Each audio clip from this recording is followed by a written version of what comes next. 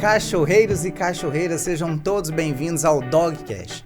Este podcast que você vai ouvir é o mais alto astral de todos os tempos. A gente fala sobre animais de estimações. Aqui a gente vai falar aquela curiosidade que você tem como tutor ou então um profissional da área, do segmento pet. Lembrando que esse podcast é uma iniciativa da empresa Tio Ed Pet Care, onde o amor e diversão nunca sai de férias. Eu me chamo Ed e sou amante da cachorrada. Hoje eu estou aqui com a doutora Ana, melhor, a pediatra Ana, para falar sobre os doguinhos. Assim que a gente recebe um cãozinho em casa, quais os cuidados que a gente tem que tomar? Seja bem-vinda. Obrigada, prazer, meu nome é Ana Luísa, sou médica veterinária, atuante aí na área de clínica geral e área comercial pet também. Seja bem-vinda. Obrigada. Vamos começar. Prepare a poltrona, traga o fone de ouvido, pega o petisco e chama o amiguinho que nós vamos começar. Bom, vamos lá. Doutora Ana, acabei de receber um cãozinho, filhotinho, não sei nada. Vou dar leite pra ele, eu vou dar banho nele, vou escovar, eu posso fazer isso tudo? Me conta o que eu faço. Os primeiros cuidados que eu tenho que ter com o filhotinho em casa. Olha, o que a gente recomenda primeiro é fazer uma avaliação, né, uma consulta pediátrica mesmo, para entender a demanda daquele animal, da onde que ele veio, se foi um animal que foi comprado, resgatado da rua, até mesmo uma ONG, né? Os primeiros cuidados que a gente tem que ter, fazer a avaliação, coleta de um exame de sangue, né, para ver como que tá um check-up, um hemograma, como que tá clinicamente aquele animal e se ele tá com alguma doença que a gente não consegue ver somente com os exames. Após isso, confirmação, a gente começa o protocolo vacinal. A gente faz a vermifugação também, que é muito importante, e nesse tempo que a gente estiver fazendo o protocolo vacinal, a gente recomenda que o tutor não saia com esse animal em casa, principalmente se for para passear, né, o animalzinho ter contato com a rua, e a gente não recomenda. Coisa demais. Tá, você falou de ONG, eu resgatei, fui lá na ONG, não sei a idade do cãozinho, é um cão mais velho. Tem que fazer isso tudo? Tem que fazer isso tudo, porque a gente tem que entender as demandas também. Por exemplo, quando o animal é filhote, eu preciso dar uma ração específica para o animal filhote. Eu não posso chegar e pegar uma de adulto e já fornecer para ele por conta da questão da proteína. A ração de um filhote precisa de mais proteína, até mesmo para o desenvolvimento dele.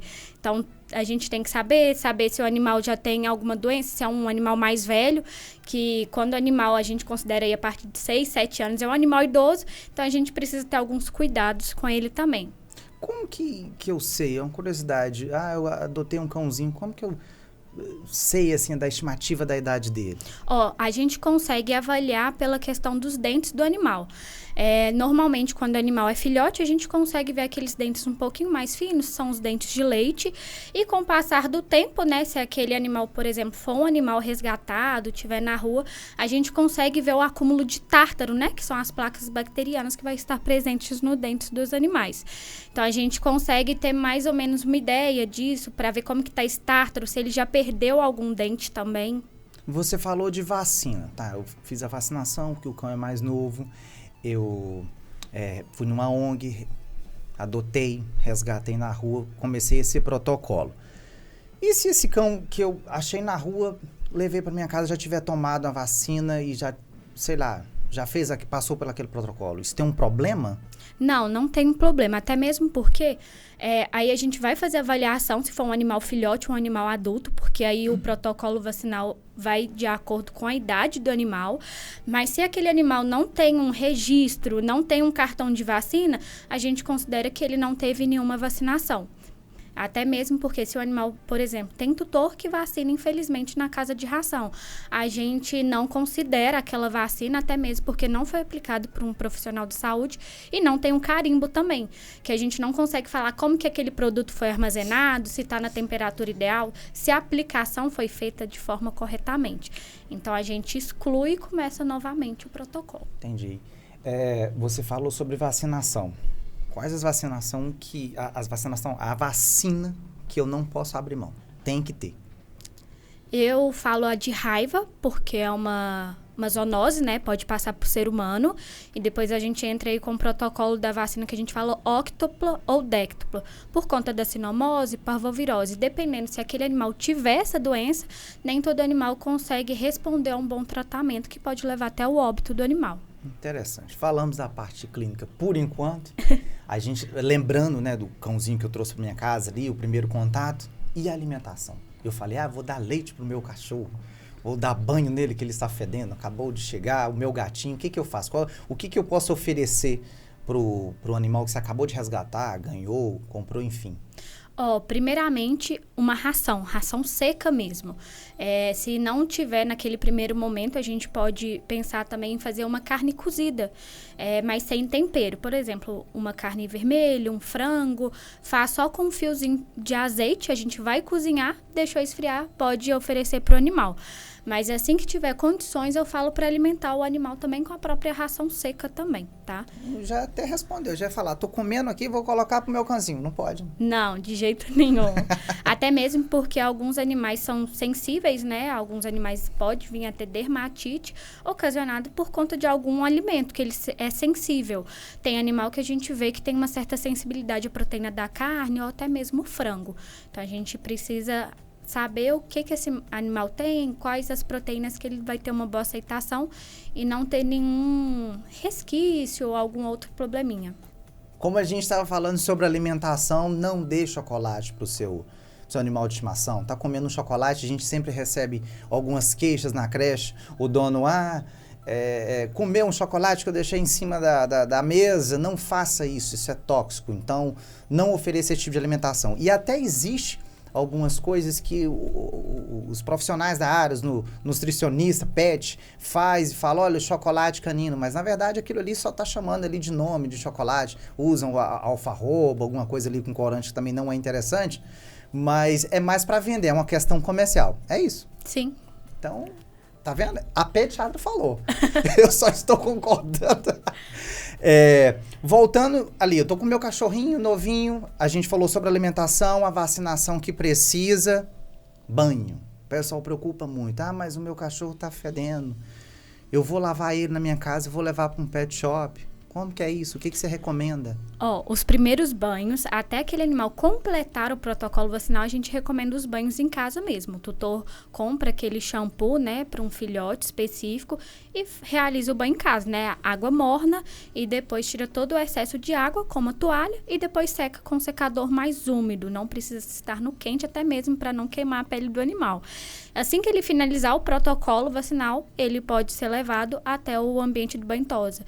Por que a gente não recomenda levar um animal, né, para o espaço do banho-tosa?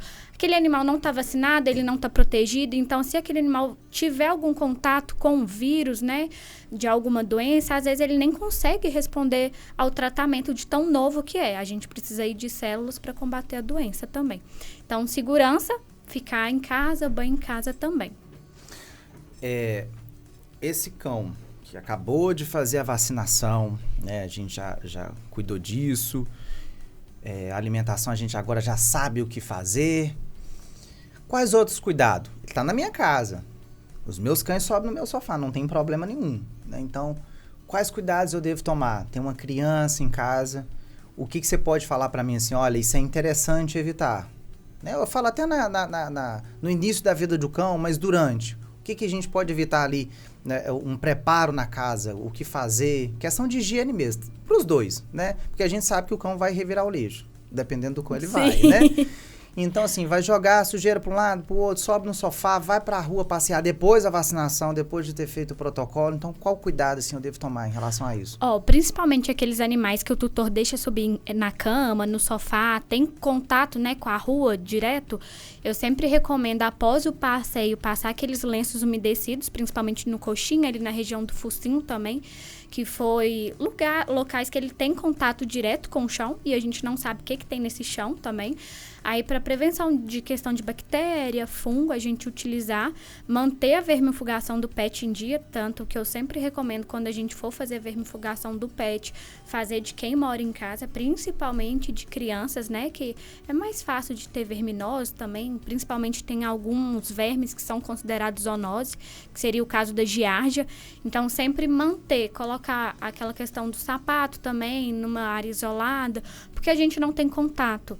É igual o exemplo que tem, a gente recebe às vezes muito animal que o tutor fala assim, meu animal não tem contato com a rua, como é que ele pegou a pulga, como é que ele pegou o carrapato? Gente, o mais comum é a gente na rua mesmo, naquele dia a dia, a gente consegue carregar ovos de pulga e carrapato na sola do sapato.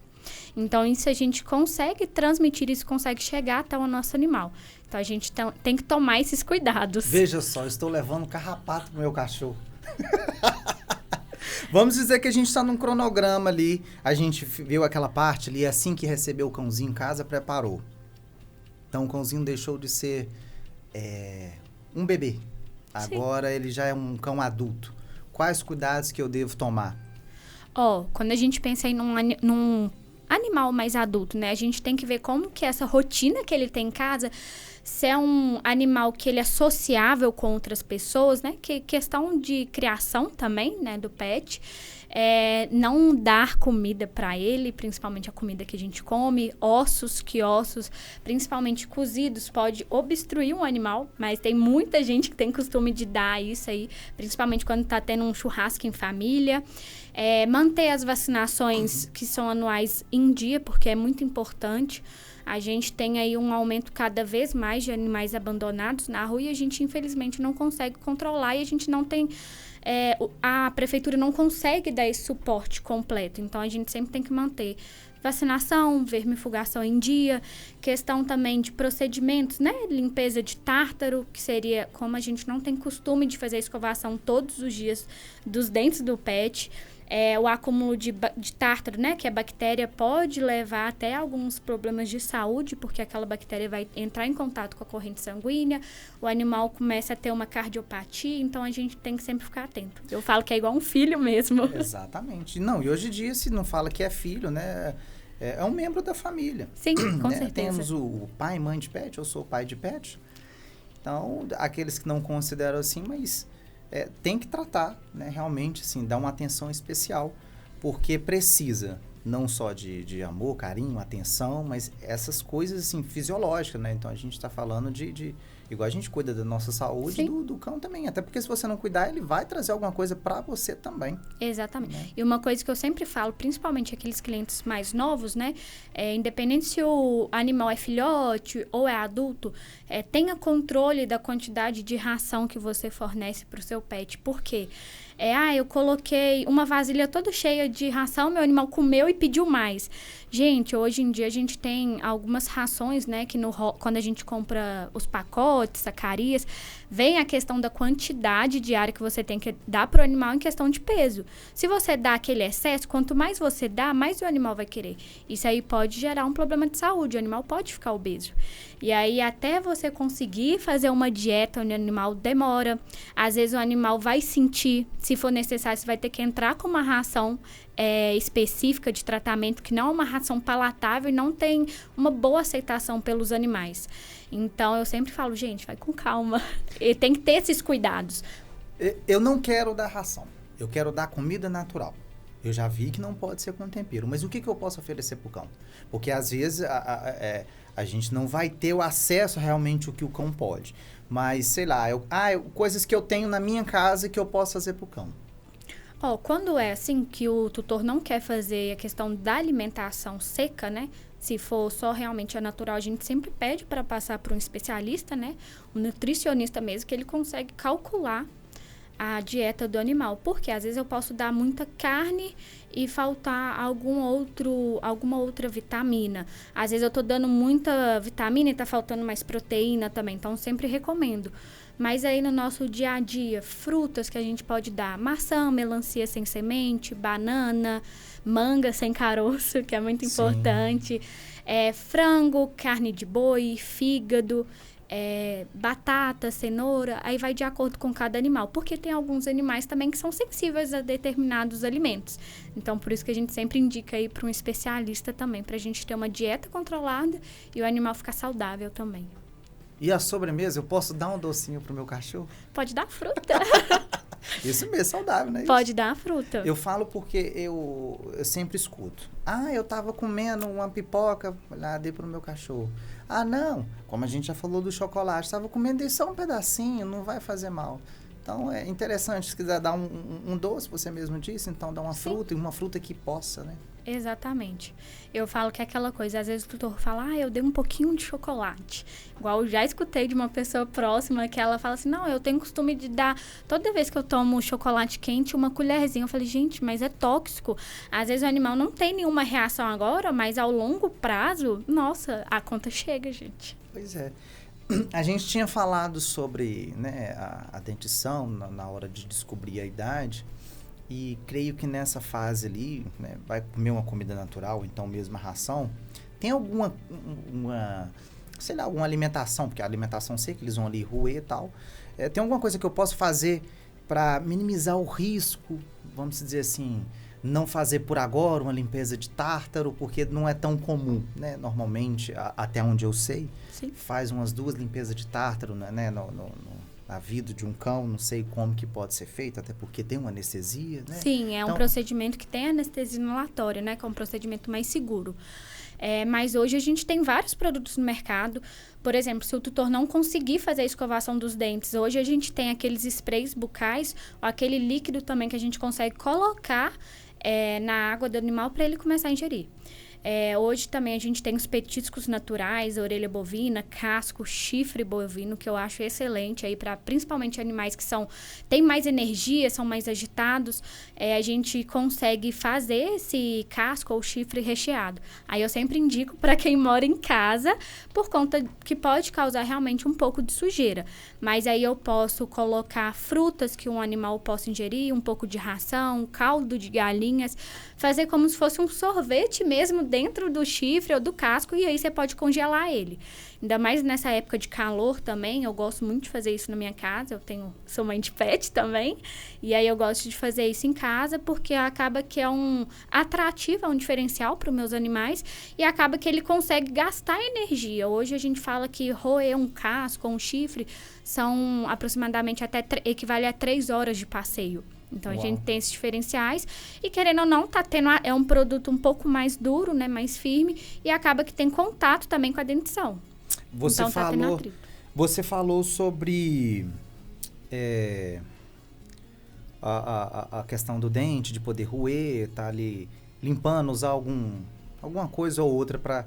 Não sei se isso minimiza ou então se quebra um tártaro, né? Você falou coisas também. Eu creio que esses sprays sejam para questão de hálito. Isso, minimiza. Principalmente para tutor que sempre tá com aquele animal que dorme, né? Perto do rosto do tutor. Às vezes o tutor fica incomodado com o hálito.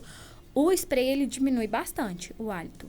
Mas não é aquela coisa milagrosa também. Por isso que a gente sempre pede para escovar pelo menos a dentição do animal uma vez ao dia. Você falou do cachorrinho que fica próximo do dono. Eu tenho alguns orelhudos em casa. E a gente sempre, né, beagle, aquela umidade, a otite, a famosa otite. Como evitar? Tem alguma coisa assim que eu falo? Porque normalmente todo mundo liga otite assim, o cachorro brincou na água, molhou. Tem outras coisas também que causam otite?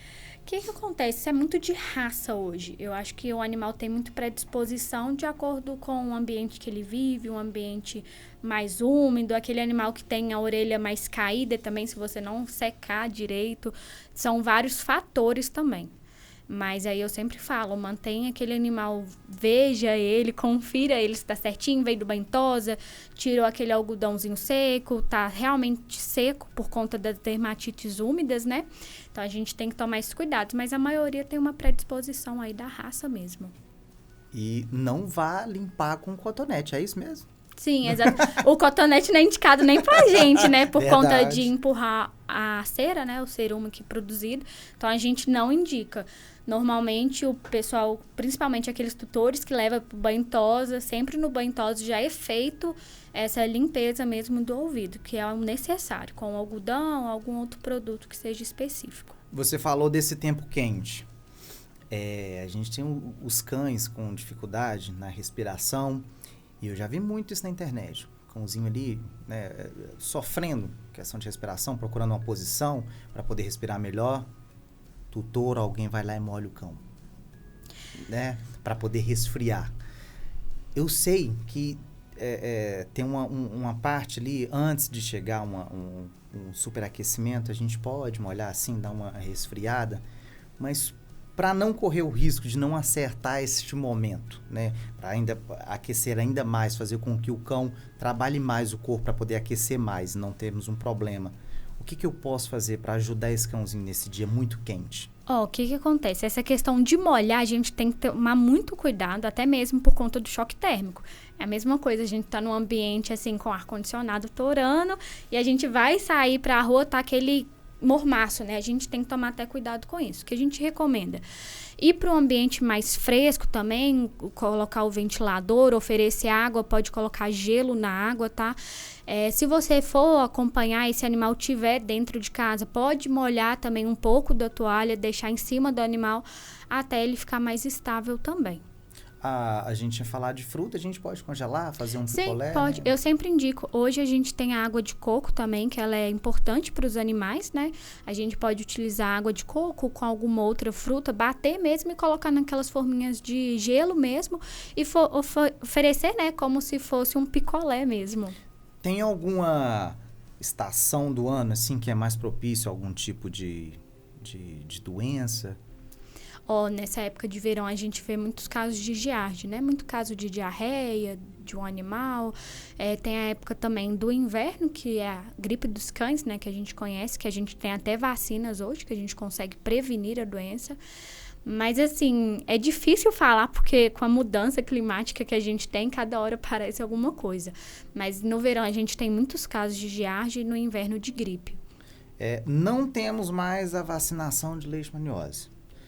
O que você recomenda? Não sei nem se você recomenda a vacina, mas tem alguma coisa, porque é uma preocupação, né? Algo, se o cão contrair, né, a gente vai poder...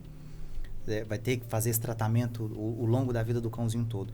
Tem alguma coisa que eu possa usar para prevenir? Sim, hoje a gente tem as coleiras, né? Para prevenção do flebótomo, transmissor da leixe. Meu animal não se adapta à coleira.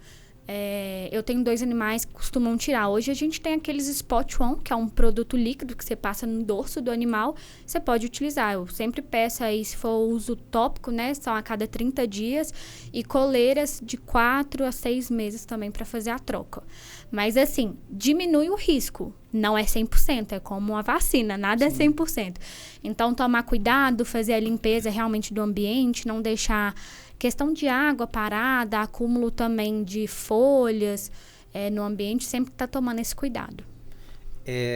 Falando sobre essas doenças e sobre o carrapato, alguma coisa, eu sei das pipetinhas, né, das coleiras, encontrei um carrapato no meu cão, o que eu tenho que fazer?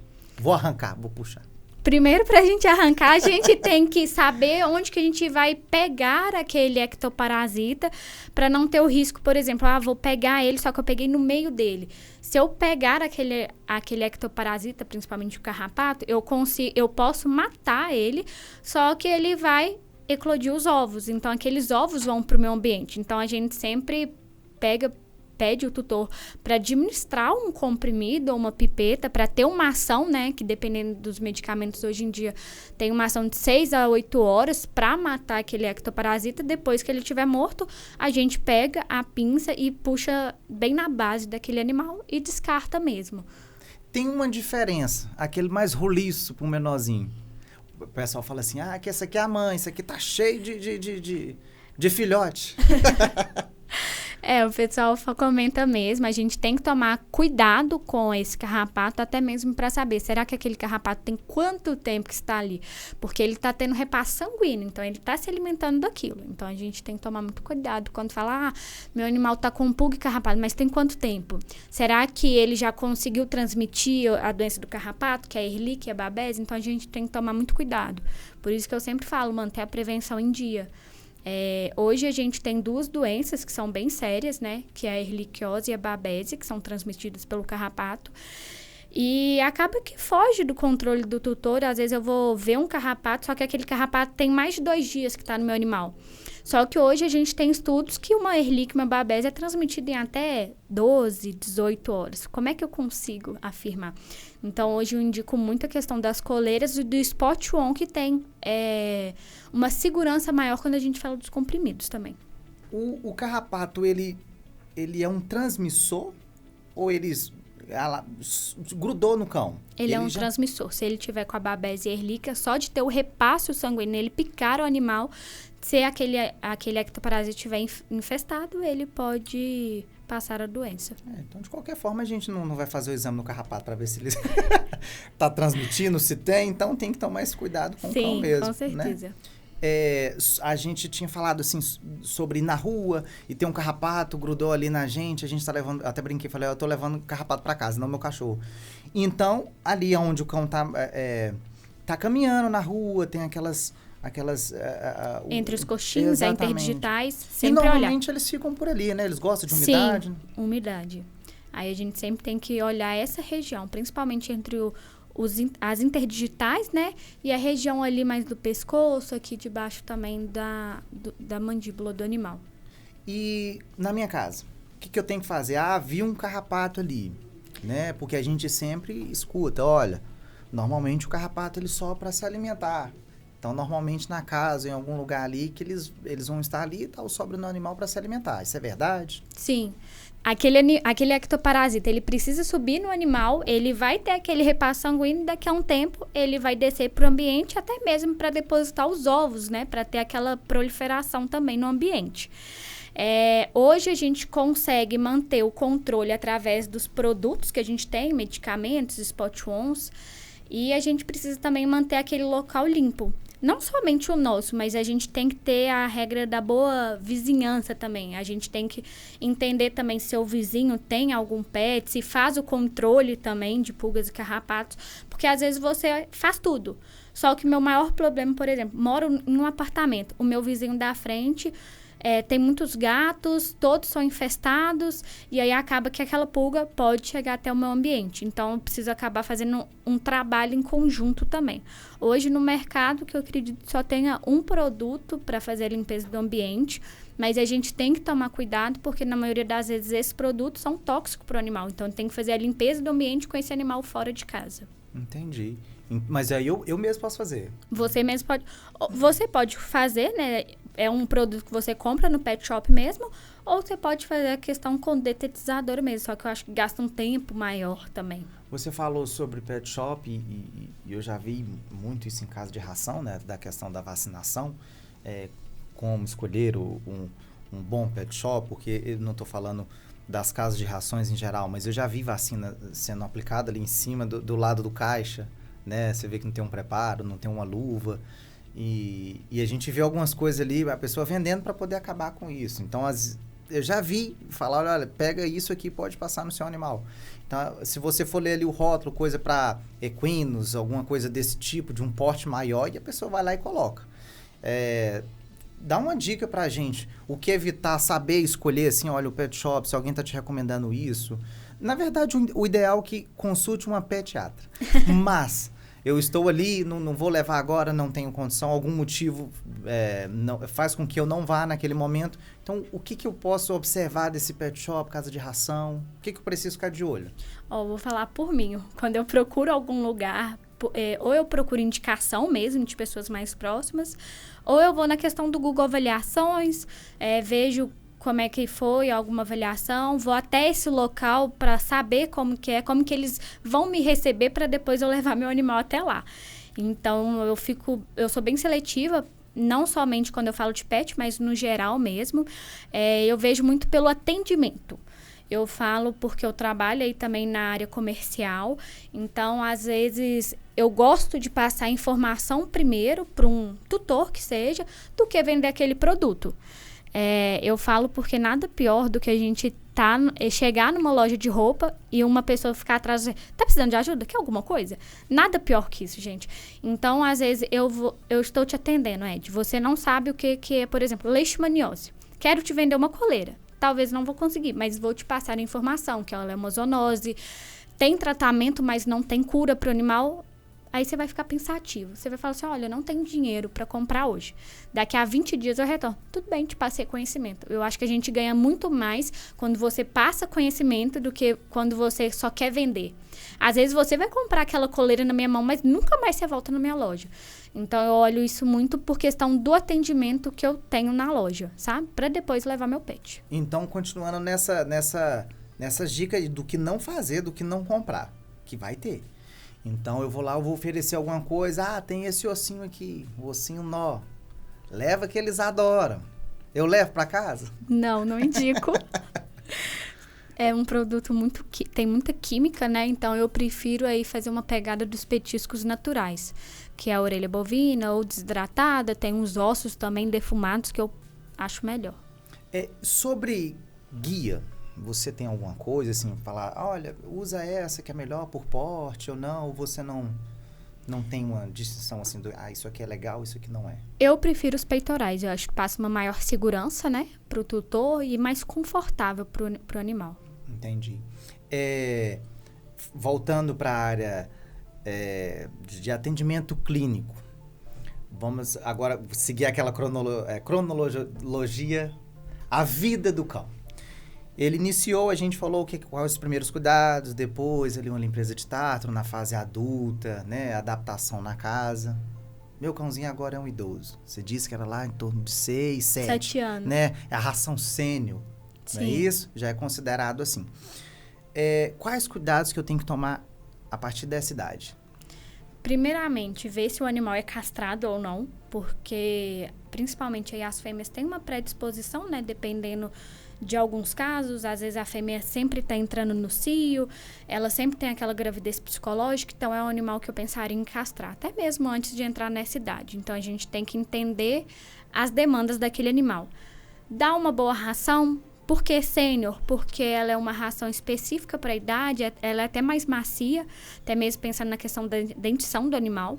E a gente tem outra forma de dar também essa ração. Se o animal não aceitar, eu posso oferecer um pouquinho com água morna, né? Faço um patezinho, o animal vai ter uma aceitação melhor. Ela tem menos sódio, menos fósforo, né? Que é mais indicado pela idade. E fazer um exame aí anualmente de sangue, um ultrassom para ver como que tá as condições dele de fígado, rim, se é um animal que tem uma predisposição a ter alguma doença, até mesmo uma cardiopatia, entrar com uma suplementação, até mesmo fazer corretamente o tratamento. Nessa idade costuma aparecer algum tipo de doença? Olha, em questão de doenças, né, para essa idade que a gente considera um animal idoso, vai de acordo com cada animal. Por quê? Tem algumas raças que são predispostas a ter determinadas doenças. Hoje a gente já tem animais filhotes que têm uma predisposição para ser animais cardíacos. Então vai de acordo aí muito do animal. Nessa fase eu preciso diminuir a quantidade de banhos? Não, isso aí não vai atrapalhar. A gente só pede questão de exemplo, né? Um animal que seja cardiopata. O banho dele tem que ser um ambiente mais tranquilo também, feito por um bom profissional, porque eu acho que hoje em dia está muito difícil também, né? A gente tem que entender a demanda de cada animal, né? Saber que aquele animal é único. Então, eu tenho que tomar mais cuidado, até mesmo para a frequência cardíaca dele não aumentar, às vezes levar até meu animal a ter uma parada cardiorrespiratória, tomar esses cuidados. Preciso também preparar a minha casa para esse idosinho? Assim como foi feito lá no início? Depende. Se aquele animal, por exemplo, tiver uma artrite, uma artrose, uma displasia coxofemoral, eu vou ter que evitar que ele pule em determinados locais. Por exemplo, ele tem costume de subir no sofá, na cama. Tenta colocar aquelas escadinhas também, ou pega o animal e coloca naquele local. Não deixa ele ficar fazendo muita arte. Assim como a gente chega na fase adulta, continua as vacinas, para o cão idoso, tem alguma vacina específica? Não, a gente continua o protocolo de vacinas anuais então, mesmo. Continua a mesma coisa? Sim. Sobre a alimentação, a gente falou, eu lembro da otite, né? Outra coisa que aparece nos cães mais idosos são as verruguinhas, não é verdade? Sim. E tem a ver com raça ou tem a ver realmente com a idade? Tem a ver com a idade, como é que aquele animal, qual o ambiente que ele vive. Por exemplo, que a gente vê muito são aqueles calos de apoios, né? Que aquele animal fica às vezes no decúbito lateral do lado direito. A gente tem que tomar cuidado como aquele animal se posiciona, como que ele deita. Por quê? Às vezes aquele animal tem muito calo de apoio por questão de um chão mais áspero também. Às vezes você precisa colocar um forrinho, uma manta, ou até mesmo uma caminha. Você tinha falado sobre a verruguinha, que realmente é de um cão idoso. Eu já observei que alguns cães idosos também ficam com a pele mais escura. Tem a ver ou com raça ou... Depende, a gente tem que tomar muito cuidado com a questão de problemas de pele. Tem dermatites que pode levar um pouquinho a pele a escurecer, problemas até mesmo endócrinos, que eu já vi especialistas falando. Ainda sobre, né, a pele do cão, a gente também percebe alguns nódulos ali. Eu preciso fazer a retirada. Claro que primeiro tem que ir no veterinário para ver o que é aquilo. Mas também é comum aparecer, além dessas verruguinhas, ou não? Hoje em dia a gente vê um crescimento maior, mas eu sempre falo que a gente marcar uma avaliação mesmo, ver se aquele nódulo ele tá aderido ou não, fazer alguns exames de imagem, até mesmo para um diagnóstico. Um cãozinho bem idoso. Precisa, a gente viu ali que está crescendo, tem muitas verruguinhas.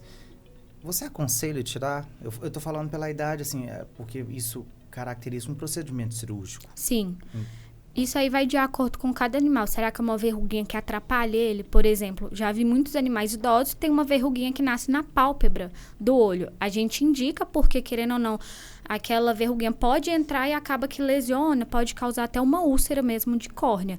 Então, a gente tem que fazer uma avaliação, ver se é realmente necessário. Mas antes da gente ir para o bloco cirúrgico, a gente vai fazer um exame de sangue, vai fazer um eletrocardiograma, ver como que está esse coração daquele animal, ver se ele está apto também à cirurgia. E aí, depois que o veterinário avaliou, deu ok, ele segue para o bloco cirúrgico. A gente falou sobre a castração, da importância. Por algum motivo, depois, o cãozinho mais velho, eu quero castrar agora que eu vi que era interessante, no caso, ter castrado, eu posso fazer agora. Precisa ser feito ou nessa idade já não é recomendável? Eu sempre indico. A partir do momento que aquele animal, por exemplo, em fêmeas, depois de 2, 3 cios, pode castrar, se você não tem intenção de ter filhotes, até mesmo o macho. Então, é questão de saúde mesmo. E aí, antes de qualquer procedimento, a gente vai fazer um eletrocardiograma, ultrassom, para ver se tem alguma alteração. Se tiver tudo ok, pode fazer cirurgia. Interessante. Companheiros, estamos chegando ao final deste Dogcast, que é um Dogcast que a gente fala sobre a cachorrada. Hoje a gente teve aqui a pediatra, a doutora Ana.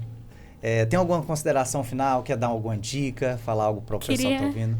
Queria agradecer a presença e o convite também que você me fez, Ed. E alertar todo mundo aí, fica de olho, qualquer sinal clínico que o animal demonstrar, correr para o veterinário, porque a gente precisa de um diagnóstico e quanto mais cedo a gente tratar, melhor a gente tem um resultado. Lembrando que esse podcast é um incentivo da empresa Tio Ed Pet Care, onde o amor e diversão nunca saem de férias. Se vocês gostou desse conteúdo, no link vai estar aqui embaixo, na descrição desse vídeo. Segue a gente nas plataformas de streaming. E é isso, espero que tenham gostado e até a próxima.